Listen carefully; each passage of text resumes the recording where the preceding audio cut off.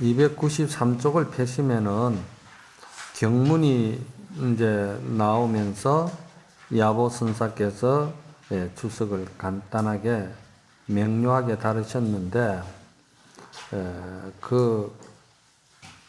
먼저 시간에 요 대목은 했습니다만은 또 조금 시간이 지났다 보니까 기억을 한번 다시 살려보는 입장에서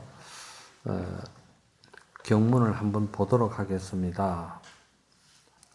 나라는 아상을 말하고 또 나와 남을 나누는 인상을 말하고 또 나는 항상 중생이라는 고정관념을 가지고 있는 것이 중생상이고 그리고 본래 성불되어 있는 본래 불성을 믿지 못하다 보니까 깨달았다는 따끔의 상이 생겨서 그걸 이제 선에서는 이제 이거를 수자상을 그렇게도 이제 봅니다.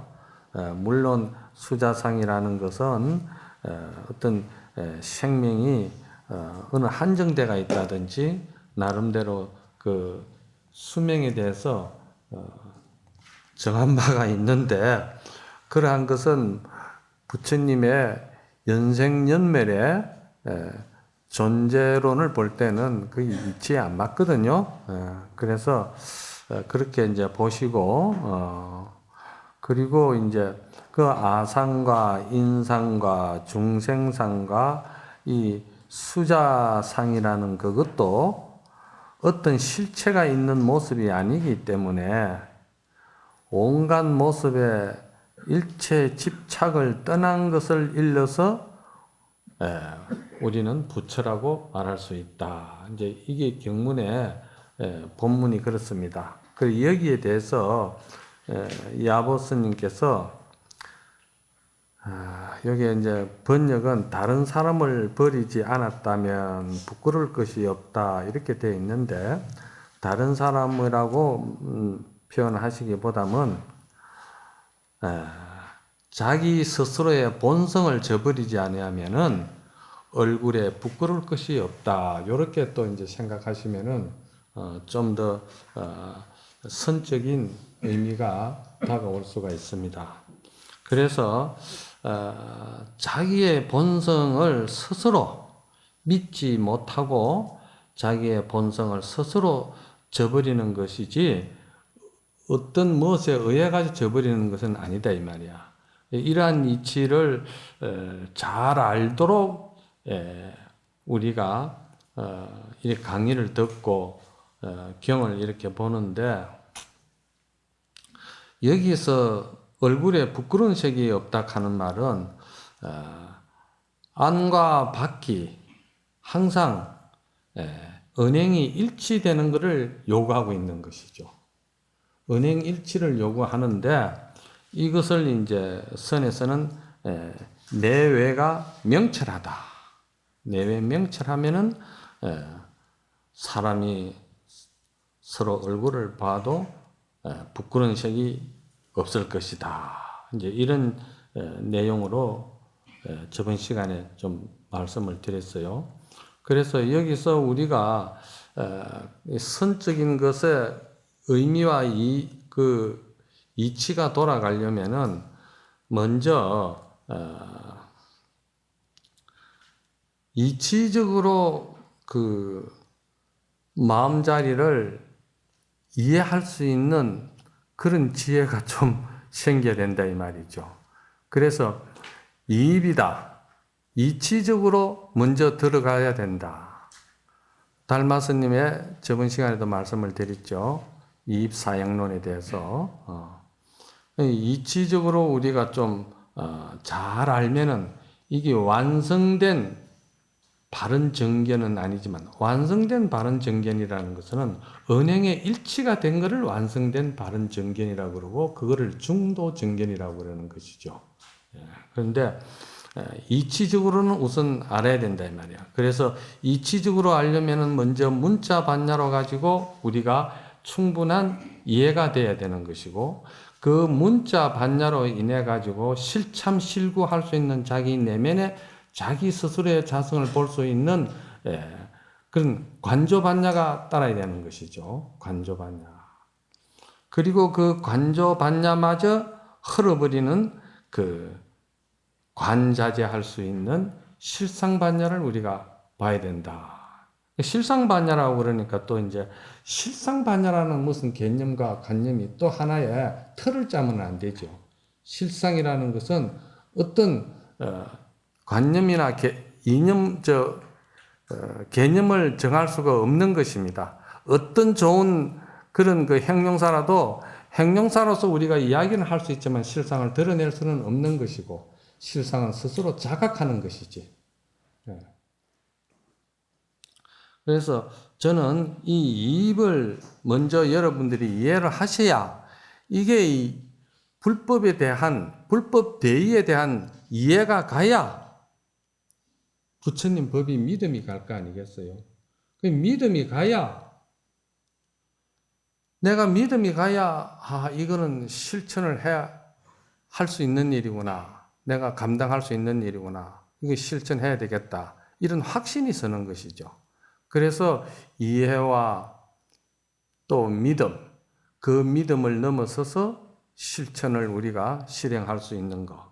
이런 것들이 이제 바른 정견을 갖추는 것이죠. 그 첫째로서는 뭐냐? 대성경전에 있어가지고는 가장 중요한 것이 뭐냐? 특히나 선에서는 우리는 본래 조금 더 부족함이 없고 본래 부처님이나 우리나 그 모든 기능과 모든 그런 효능을 갖다가 우리의 복덕과 공덕이 본래 다 갖춰지가 있다는 거.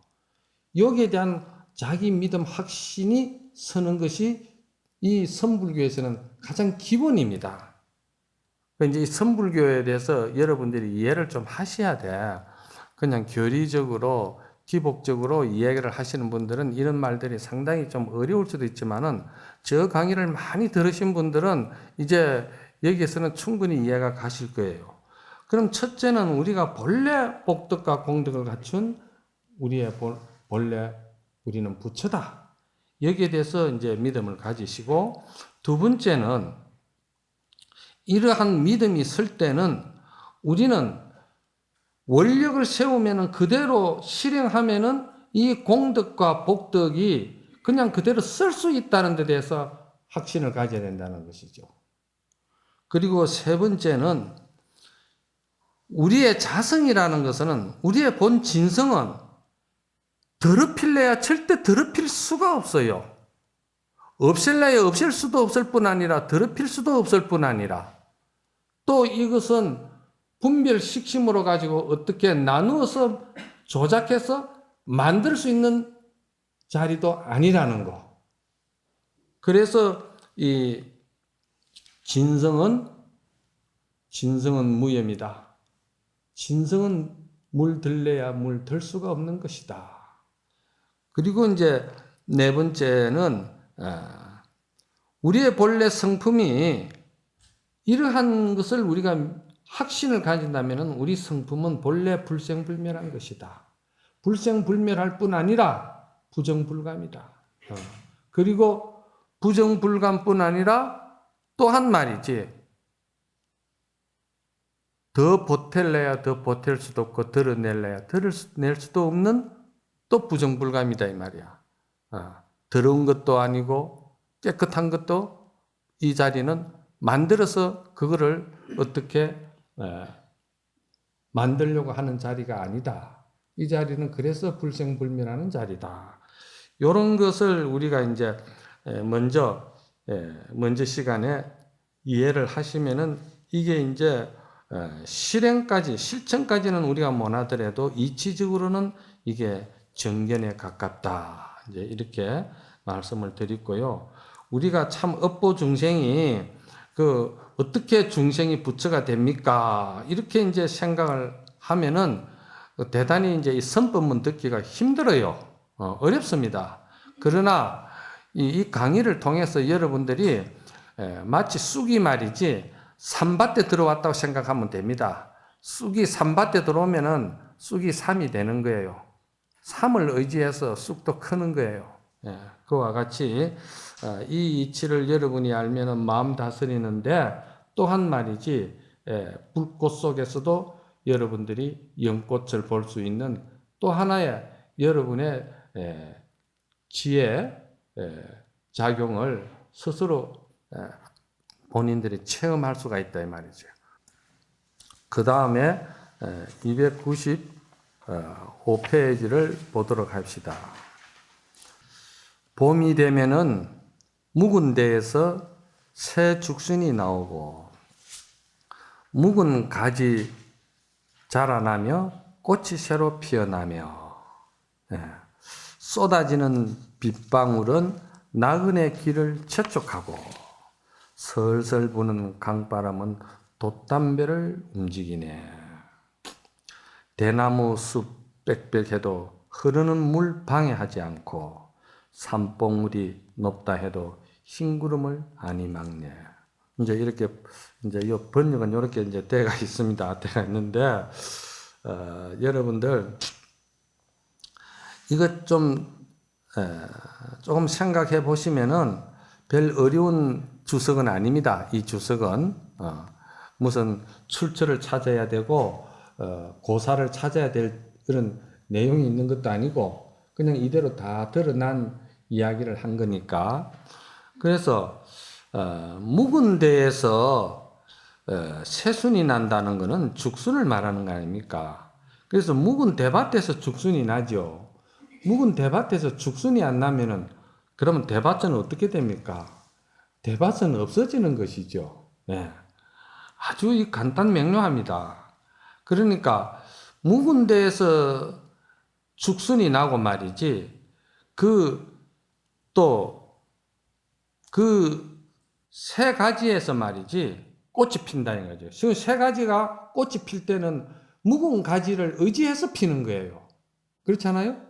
네. 묵은 가지를 바탕으로 해서 햇가지에서 꽃이 핀다 이 말입니다.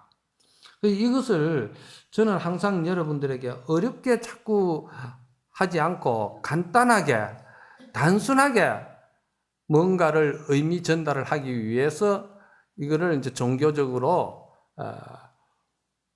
문수보살은 말이지, 문수보살은 묵은 가지로 생각하시면 돼. 쉽죠? 예? 문수보살은 뭐냐? 우리 본래 청정자성, 본래 무구무한 우리 청정자성을 문수보살에 생각하면 돼. 묵은 가지.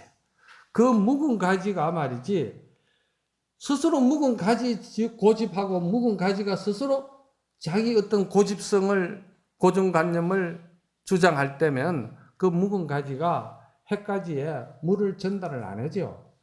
그런데 이 묵은 가지가 햇가지에다가 물을 아주 조건 없이, 아무 조건 없이 주는 거예요. 왜 주는 줄 압니까? 쉽잖아요. 한 몸이기 때문에. 대나무에서 죽순이 나는 것도 한 몸이기 때문에 그렇습니다. 그래서 한 몸이기 때문에 문수지혜에서 보현행운이 한 몸이기 때문에 같이 나오는 거예요. 이렇게 이제 이해를 하시면 좋습니다. 그러면은 햇가지에서 꽃망울이 피고 꽃이 활짝 피면은 햇가지만 좋은 것이냐? 그렇지 않습니다. 어떤 사람이 보든 어떤 생명이 보든 무엇이 보든지 간에 그 나무 전체가 아름다워져 버리는 거예요.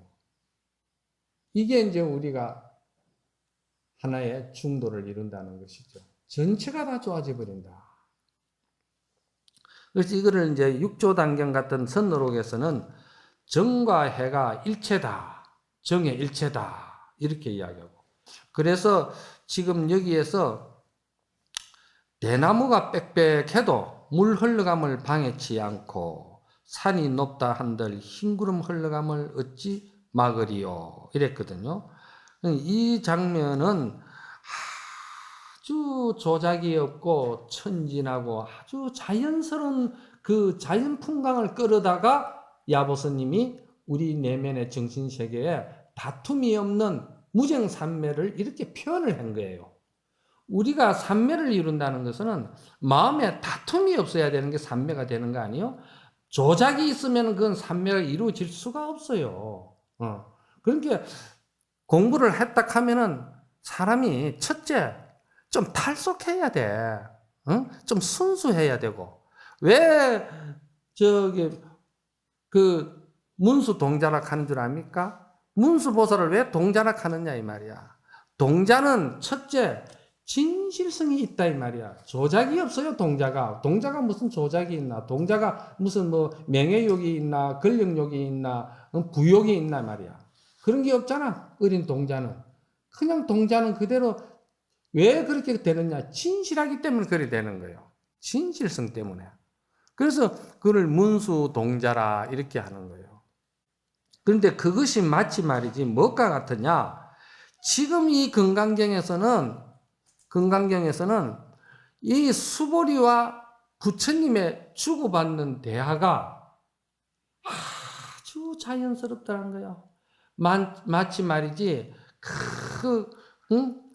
소리를 잘하는 말이지 그 소리꾼이 판 소리를 부르니까 그 맞춰서 말이지 조금 더 그 고두가 어이씨 굿쩍 이러면서 치주잖아. 그죠?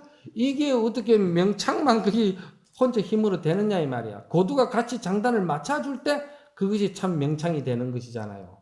그와 같이 이 수보리와 부처가 말이지 하나의 이런 음악한 작품을 만들어 나가는데 서로가 엇박자가 안 된다 이 말이야.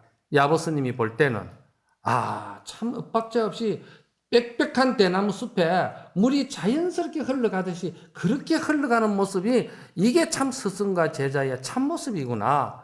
이제 그런 의미를 자연을 끌어다가 이렇게 이제 이야기를 하는 거예요. 대나무 빽빽해도 물 흘러감이 방해되지 않는다.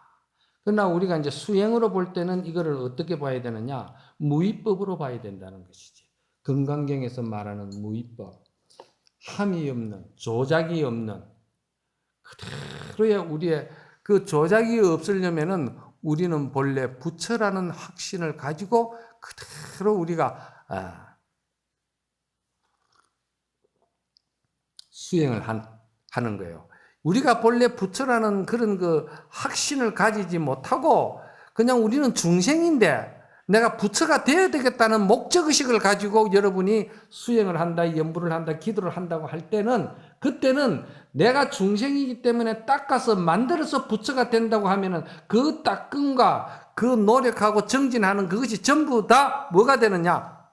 아상으로 돌아간다 이 말이야. 무슨 말인가 아시겠어요? 이 아상이 되는 거라. 무위법을 알면은 아상이 붙을 수가 없단 말이에요. 왜? 본래 나는 그렇게 존재되가 있고 본래 나는 부처고 본래 그러한 것인 줄을 아는데 내가 그렇지 못할 때 그것에 대해서 눈 뜨고 꿈을 깨는 일인데 거기에 무슨 내가 상을 붙이고 아상을 붙이고 그럴 게 뭐 있느냐 이 말이야. 그러니까 내가 공부를 했다고 해서 도를 깨쳤다고 해서 나름대로 아상을 부리고 뭔가 근위의식을 부리고 뭔가 과시욕을 부리고 뭔가 이렇게 거느리고 뭐 어떻게 조작을 부리고 이러는 거는 전부 다 맞박에다가 나는 바른 정도 정견을 모르는 사람이다. 지금 뭔가 착각하고 있다는 소리를 하고 다니는 거예요, 그게. 그래서 애선사들은 뭐라 했냐? 참으로 도를 깨친 사람은 참다운 성인은 그대로 본래 중생으로 돌아갔을 때 그 사람이 성인이라고 할 수가 있다 이랬거든요. 법성계에 뭐라고 그랬습니까? 법성계에 뭐라고 그러나 파식망상 필부덕이라는 말이 있잖아. 그렇지? 파식망상 필부덕. 그래 이거를 잘못 새기면은 스님들이 이럴 수도 있어요. 망상을 부수어 깨부셔서 없애가지고 참 지인을 얻는다. 이렇게 새긴다 이 말이야. 선에서는 그걸 그렇게 안 새겨. 망상이라는 것은 본래 실체가 없는 것이고 본래 없는 것인데 무슨 망상을 부수느냐 이 말이야. 망상을 부순다고 생각하고 망상이 있다고 생각하면 그건 천생 만생을 닦아도 있는 거를 지는 어떻게 없앨 수가 있냐 이 말이야. 못 없애 그거는 안 돼. 본래 없는 것이기 때문에 한 생각 돌리면은 그게 없는 것으로 돌아갈 수 있다 이 말이야. 무슨 말인가 이해갑니까? 이게 선에서는 이러한 여러분의 기본적인 어떤 그런 지혜를 가지고 정견을 가지고 공부를 해야지 망상이 있고 나는 중생이다 이런 생각을 가지고 그거를 없애려고 한다면은 그게 이미 고정되어 있는 것이고 이게 불변성이 있는 것이고 하나의 개체로서 존재하는 것을 인정을 해버리는데 어떻게 그거를 없앨 수가 있어? 망상은 본래 필부다. 망상은 내가 본래 얻으려고 해도 얻을 수 없는 물건이다. 얻을 수 없는 물건이라는 말은 본래 없는 것인데 본래 없는 것을 어떻게 없앨 것이냐 이 말이야. 그래 어리석은 짓 하지 말아라. 이 이치에 눈을 떠라. 이 이치에 눈을 뜨고서는 참으로 선행공덕을 짓고 보현보살의 원력을 세워서 아무 조건 없는 무주상 보시를 하고 이렇게 여러분들의 생명을 살려나가고 피어나가야지. 그게 첫 단추를 잘못 끼놓으면은 자꾸 여러분들이 따끔에 대한 아상과 아만이 생겨가지고 안 되는 거라. 우리의 본래 실상과 우리의 본래 본분인 그 불성 말이지. 우리의 실상, 우리의 본래 면목, 이것은 하나의 그 근본을 이루고 있는 한 그루의 나무인데 그 나무가 변하고 불변하는 것이 아니고 불수자성 수연성이라 그 자성을 지키지 않는 것 같으면서도 모든 수연을 다 받아들이는 거예요. 그러면서 항상 말이지, 향기도 조건 없이 주고 모든 단풍 색깔도 개가 오면은 개도 주고 고양이 오면은 고양이도 주고 보살의 원력으로서 이루어진 공덕 장엄은 차별이 없기 때문에 차별 없는 그대로 모두 평등하게 나누어주는 것이 이게 뭐냐? 닦은 사람의 보현의 원력이다. 보현의 원력이다 이 말이야. 우리가 따끔의 아상과 아만이 붙으면은 벌써 거기서는 차별이 붙기 시작하는 거예요. 차별이 붙어요. 그건 옳은 따끔이 아니다. 그래서 우리가 한 그루 나무를 떠 보면서도 그 나무가 느끼고 그 나무가 숨쉬고 그 나무가 말하는 걸 우리가 같이 느끼고 알아들을 줄 알아야 된다. 그걸 뭐라고 그러냐? 그걸 무정설법이라고 그런다. 그랬거든. 무정설법. 무정설법. 그러니까 무정설법을 들을 줄 아는 사람은 사람 냄새가 나는 사람이다. 나는 이렇게 이야기를 합니다. 아무리 주장자를 흔들고 개갯도리를 들이대고 아무리 근위적으로 폼사한다 할지라도 사람 냄새 안 나는 거 그거 무슨 의미가 있어? 그렇잖아요? 우리가 공부를 하는 거는 사람이 사람다운 사람 냄새를 피우면서 살기 위해서 하는 것이지 공부 자체가 목적이 되어 있는 사람은 그거는 사람 냄새가 안 나. 절대 사람 냄새가 안 나는 거야. 우리가 이 참 사람 냄새 나는 거 이게 얼마만큼 조작이 없고 순수하고 천진한 것이냐. 그래서 운문선사에게 어느 학인이 선사가 물었어요. 스님, 잎도 다 떨어지고 나무도 마르고 그러한 상황이 됐을 때는 그것을 스님은 뭐라고 해야 되겠습니까? 그러니까 운문선사는 체로건풍이니라 이랬거든요. 체로건풍. 몸체자, 이슬로자. 이 이슬로라는 말은 드러낸다는 의미가 들어가 있습니다. 한문에는. 그러니까 체를 드러내는 건풍이다. 가을바람이 건풍이다 이 말입니다. 여기서 체로 건풍이다 그러니까 이거를 정견이 서 있지 아니하면은 어떻게 생각하느냐? 잎사귀하고 이 모든 가지들이라는 이 색깔들이 유상이지, 모든 상이 있는 거는 말이지, 다 허망하고 허무한 것이다. 이렇게 생각하는 거야. 그러면 안 돼. 중요한 거는 채로건풍이라는 말은 뿌리와 줄기와 잎사귀가 그대로 한 몸이기 때문에 잎사귀가 푸르른 녹음이 그대로 채로건풍이요, 낙엽이 다 떨어진 앙상한 가지가 그대로 채로건풍이다 이 말이야. 그걸 떠나서 채로건풍을 만들지 마라 이 말이야. 이건 좀 처음 들어볼 거야. 많이 공부하고 많이 사유해야 돼, 이런 걸 이해하려면은. 그래서 우리가 하도를 한다, 연부를 한다, 기도를 한다, 이 모든 것이 하는 것은 다 무위법으로서 말이지. 무위법은 함이 없는, 조작이 없는 것으로서 말이지. 천진한, 진실된 것으로서 우리가 본래 부처의 입장에서 그것을 자각하고 스스로 깨달아서 말이지. 본래 나의 자리를, 본래 고향을 내가 깨달았구나. 그런데 무슨 상렬기 있고 무슨 내가 말이지, 그동안에 내가 어리석어가지고 돌아다녔던 게 오히려 부끄러운 일이었지. 그러면서 모든 것이 우리가 공부한다는 이 자체는 생활을 지혜롭게 하기 위한 것이지, 공부를 위해서 공부가 절대가 되어가지고는 안 된다 이 말이야. 공부는 방편이야. 꿈 깨기 위한 거. 그래서 그것이 만약에 우리가 그대로 생활을 지혜롭게 했을 때, 그 지혜롭게 했을 때 벌써 기도, 연불, 모든 봉사가 말이지, 하두가 내 삶에 그대로 광명이 되는 거야. 그래서 육문상방 작은강이라고 그러는 거예요. 내 육문 그대로 작은강이 나온다 하니까, 또 어제도 다녀가고 모두 저에게 다녀가면서, 스님 제가 하두를 몇 년을 들었습니다. 그런데 공부를 해보니까 그냥 몸에서 빛이 나고 소리가 나는 것 같고 내가 없어지는 것 같고 막 그런다 이 말이야. 이거 왜 그러냐? 정법을 모르니까, 정견이 안서가 있으니까, 내가 중생이라는 입장에서 닦아서 뭐가 된 것처럼 생각하니까 그런 착각이 생기는 거야. 그런 착각이 생긴다 이 말이야.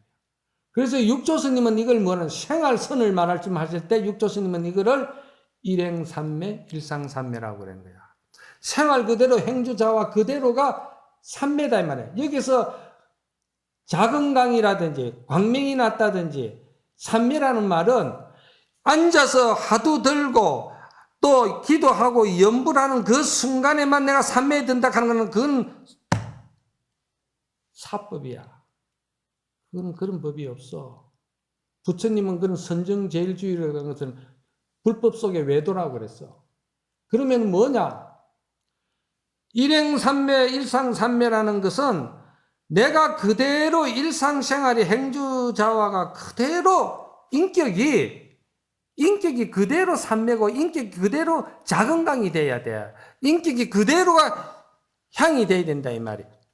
그래서 건강경에 이런 말이 있잖아요. 허허실실이다.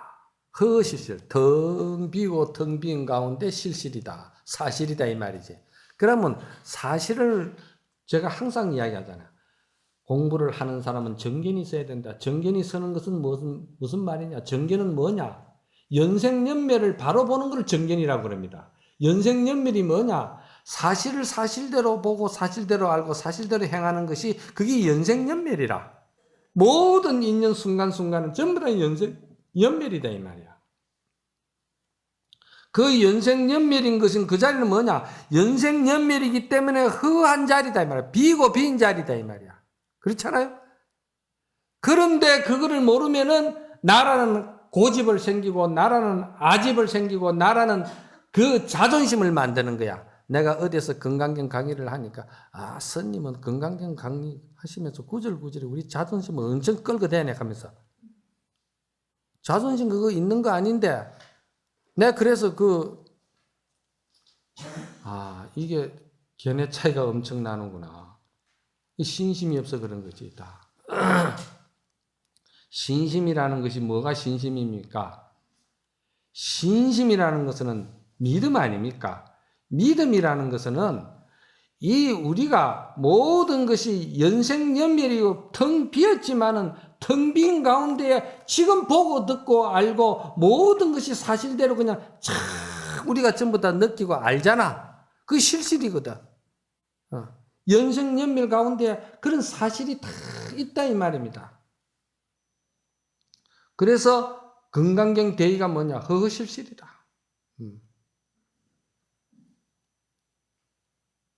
그래서 성가에서는 조사선에서는 조사문중의 일구가 뭐냐? 세계 일화다. 세계는 하나의 꽃이다 이 말이야. 그렇잖아요? 둘로 보질 않는다 이 말이야. 하나의 동체다 이 말이야. 우리 모든 생명은 전부 다 하나의 동체로 봐야 된다는 거야. 나는 중생이고 너는 성인이고 나는 못난 놈이고 너는 똑똑한 놈이고 너는 귀한 놈이고 나는 천한 놈이고 이래 나누면은 그거는 둘로 나누어지는 거야.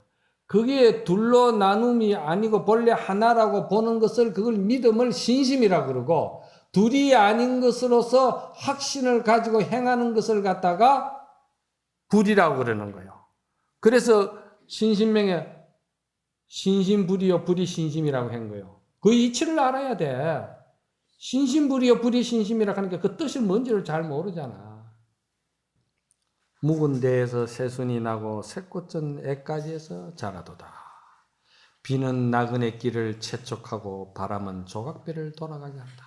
참 나그네가 길을 가는데 비가 오니까 얼마나 그 자연스럽게 채촉되는 거 아닙니까? 그게 무슨 꾸밈이 있고 조작이 있어요. 그래 바람이 말이지 확 돌아서니까 그 배가 말이지 돌아갈 수밖에 없잖아요. 그 무슨 조작이 있나요?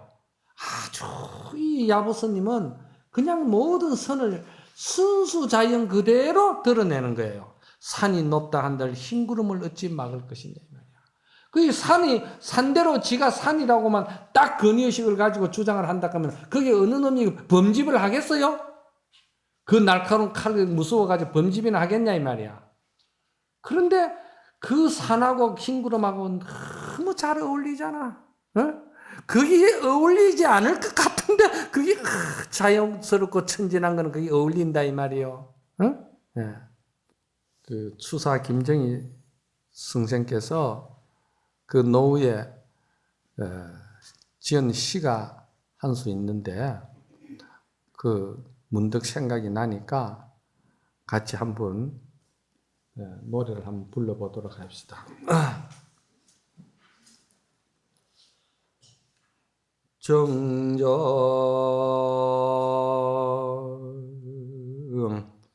이봉이 도양병유로다 공산 호반하니 노매가 고수로구나 나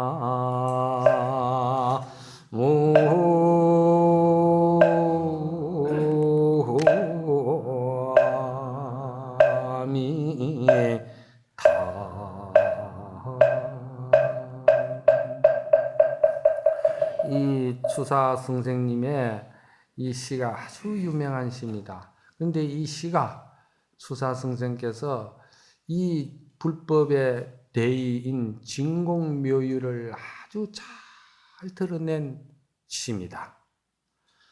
정정위봉하니 정정이라는 말은 우뚝우뚝 솟은 그 위험한 뾰족뾰족한 봉우리들이 말이지. 그렇잖아요? 우리가 보니까 봉우리가 우뚝우뚝 솟고 뾰족뾰족한 것이 참 위험스럽게 보인다 이 말이에요. 그러한 정정 그 위봉이 도영병유로다. 그냥 말이지 물가에 시냇물에 거꾸로 섣부렸다 이 말이에요. 거꾸로 섰는데 푸른 물을 따라서 같이 함께 흐르고 있더라. 이게 시를 쓰고 선사의 눈에는 이게 이렇게 보이는 거예요. 그래 어떻게 뾰족한 그 산이 말이지 흐르는 물에 그냥 그 거꾸로 처박히느냐 이 말이야. 응? 그리고 어떻게 산이 물을 타고서는 가느냐 이 말이야. 마치 운문스님의 동산 수상행이나 마찬가지지. 동산이 물 위로 간다. 이게 무슨 말이냐? 우리 중생들이 가지고 있는 고정관념, 이 고정관념을 완전히 때려 부숴버리는 거야. 그거 부수지 아니하고는 이 선에 입문할 수가 없어. 그래서 입참문내 막지해라. 이 문 중에 입문에 들어올 때는 절대 분별 식심을 가지지 말아라 이 말이야. 그래 가지고는 그 근기 가지고는 공부 못한다 이 말이야. 무슨 공부를 해? 공부하는 척하고 폼 잡는 것뿐이지. 내면에 자성청정성을 중도 정견을 못 보는데 그러니까 입참문내 막존지해라. 그런 지혜 고정관념을 가지지 말아라. 공산호안하니 말이지. 공산이라는 것은 텅 빈 산을 말하는 거예요. 호안이라는 말은 뭔 말이냐? 천지가 얼어붙은 걸 호안이라고 그래. 천지가 얼어붙어 버리니까 산새도 길이 끊어져 버리고 사람도 길이 끊어져 버리고 사람도 볼 수 없고 산새도 없고 모두가 종직이 다 끊어져 버렸다 이 말이야. 그게 공산호안이에요. 그게 뭡니까? 아상, 인상, 중생, 수자상, 유상, 비상 말이죠. 건강경에서 말하는 육상 아니요? 재상, 비상 이렇게 해도 되고. 응? 사상에다가 아상, 인상, 중생, 수자상에다가 또 재상, 비상 이런 말이지. 우리의 고정관념, 이런 중생 분별 식심 이런 것들이 본래야 볼 수가 없다 이 말이야. 천지가 얼어붙어 버려가지고 산새도 들어갈 수가 없고 사람도 들어갈 수 없고 전부 다 거기에는 공한 것이다 이 말이야. 뭐가 거기 살 수가 있겠어요? 이 선사는 이렇게 표현을 잘해요. 그런데 거기에 뭐라고 그러냐? 노매가 고수로다. 그 가운데 늙은 매하는 근심이 묵은 지가 참 오래됐다. 이렇게 이야기했거든. 근심이 묵었다 이 말이야. 그건 뭔 말이냐? 모두가 얼어붙어가 있는데 늙은 매하는 벌써 꽃을 피우더라 이 말이야.